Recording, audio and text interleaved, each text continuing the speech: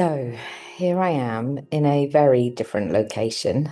I'm actually recording this from a hospital. I found a quiet corner. It's Saturday morning, and you might hear lifts beeping and trolleys and maybe some voices. But where I am is tucked away. Welcome to the Henny Flynn podcast, the space for deepening self-awareness with profound self-compassion. I'm Henny. I write, coach and speak about how exploring our inner world can transform how we experience our outer world, all founded on a bedrock of self-love. Settle in and listen and see where the episode takes you. And I'm here seeing a loved one.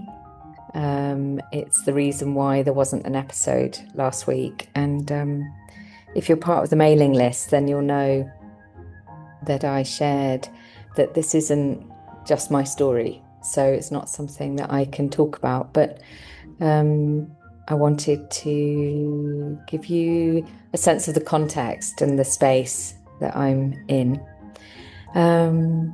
And I really just wanted to show up today to talk a little bit about how life throws curveballs at us.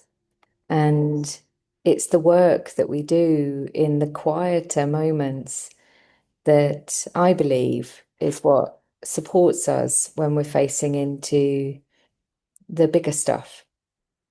And in so many ways, this experience that I'm having right now has been the most beautiful, painful reminder of why this work of compassionate self-enquiry is so vital.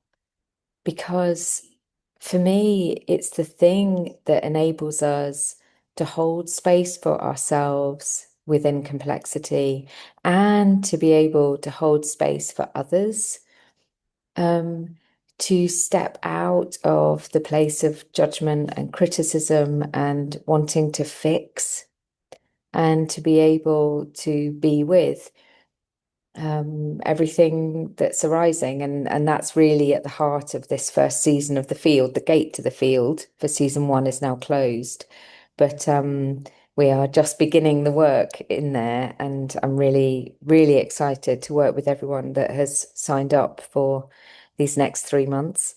But I was sort of also wanting to name the fact that, we can have these tools and we can practice these tools, and our humanness still shows up.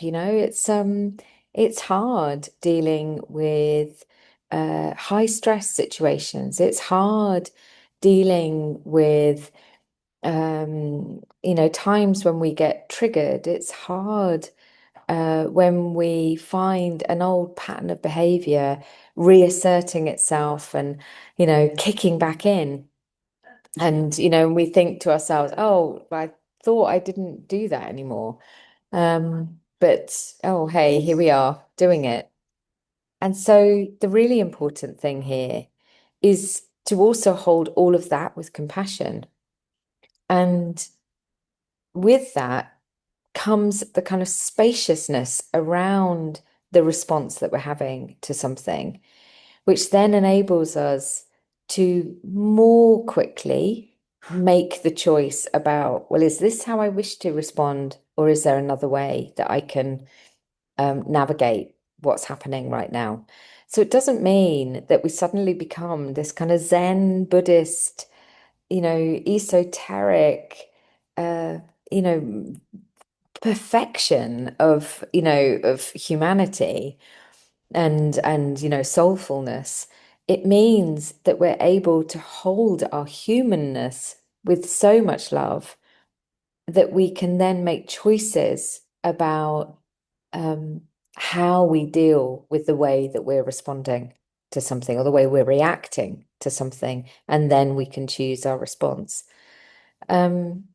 yeah, so I think that feels really important. And it's, this whole thing that I'm experiencing has really reminded me of that, um, it's very easy to be, always calm, always thoughtful, always present when we're not facing into something that feels particularly immediately and suddenly hard. Um, and and at no point is the intention that we should ever think that we have to always be like that. When I was working with the Immerse group, Immerse is the year-long program of work that I do with a small group of people, and we're at month 8. We've just completed month 8 of this particular cohort, which seems amazing to me. The next cohort begins in October when this one finishes, and uh, oh, my brain has just completely lost that thread of thought. What was I saying?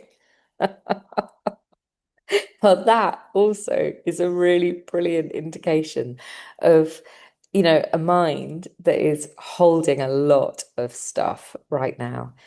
Um, I have been very, very aware of my brain kind of going offline, be it really having to just narrow down my focus and only deal with the things that are absolutely priority essential.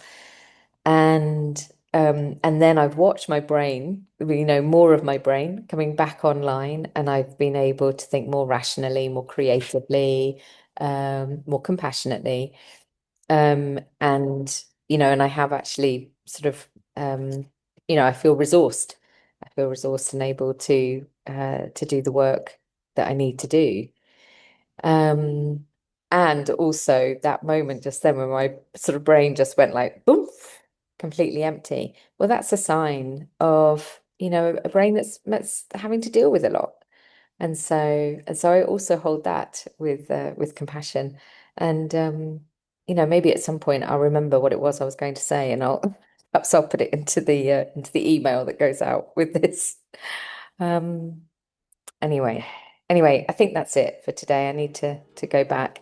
Um, and I just wanted to check in with all of you, really, and just to say, if you're facing into something that is hard right now, um, hold space for yourself, um, resource yourself, reach out to the people who can support you. And it is that way that we are then able to resource and support others. I don't know if you can hear the lift in the background, but please. Feels like a perfect moment to end this if you heard that. All right. Take care, everybody. And I send you love and a hug and a wave.